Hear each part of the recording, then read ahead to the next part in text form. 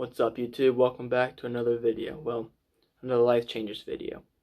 And this is day 2 of this series. This is all out of the Duck Commander Bible. So, I'm just gonna be. This whole series is just me reading out of the Duck Commander Bible and sharing their life changer stories with you guys.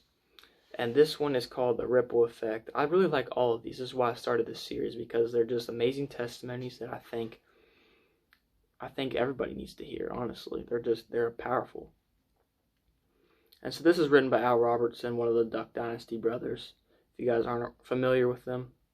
And the scriptures they refer to is Acts chapter 8, verse 35 through verse 37.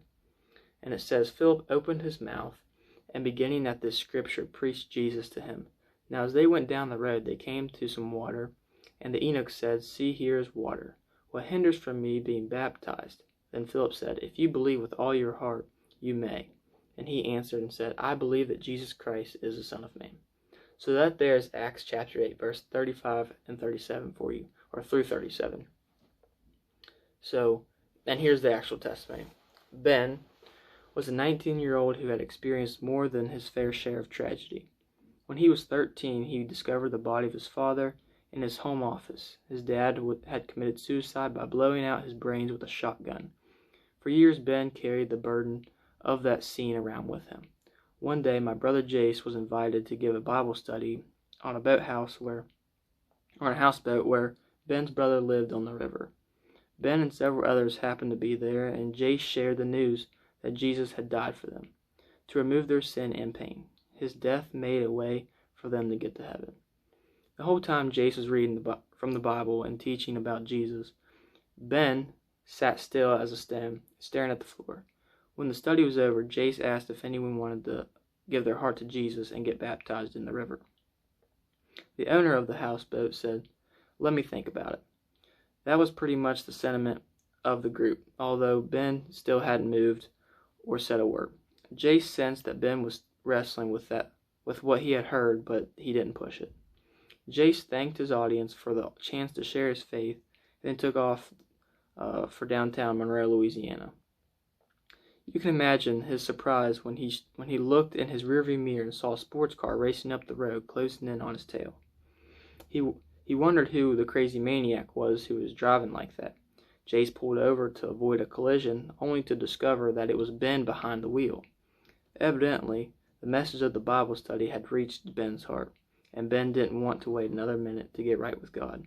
So he literally ran Jase down, and like the eunuch in Acts 8, asked to be baptized that very minute on the river. The story doesn't end there. Not long after Ben was converted, his brother, his sister, and his mother, their entire family, wound up getting saved. You might say Ben was the first domino of faith that changed the eternal destiny of his loved ones. That's what I call the ripple effect. The ripple effect of the gospel. Think of it like this. If you've ever thrown a pebble in a pool of calm water, what happens? One by one, ring-shaped wavelets move outward from the center, creating an impact far beyond the initial point of contact. When we, like Jase, make ourselves available to tell others about what Jesus has done for us, lives change, and changed lives change lives. Okay, so again, this was written by Al Robertson, and he's telling a story about Jase, who is his brother. And so I really like this one. Like I said, I like all of them, which is why I've started this series, the ripple effect. So when one person shares the gospel with another person, and they share it to another person, then they just keep sharing it. You see, the initial point of contact is the person would be Jesus. He started sharing the gospel, right? So then other people started spreading it, and other people started spreading it, and other people started spreading it.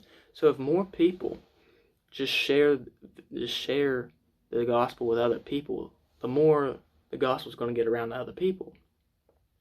Which is kind of like why I started doing these videos, is because when you guys see them, some of you guys share them with other people, and some of you guys share them with other people, and so it's like a ripple effect. So that's why I really like this one. It's a good one. So I really hope you guys enjoyed this video. and I will probably do another video tomorrow. Honestly, I'll do a Minute Monday tomorrow, and I'll probably do another Life Changers tomorrow. And then either Tuesday, Wednesday, or Thursday, I'll probably do another video for another episode. It'll probably be episode 24. So yeah, I hope you guys enjoyed the video. Thank you guys for watching, and God bless you all.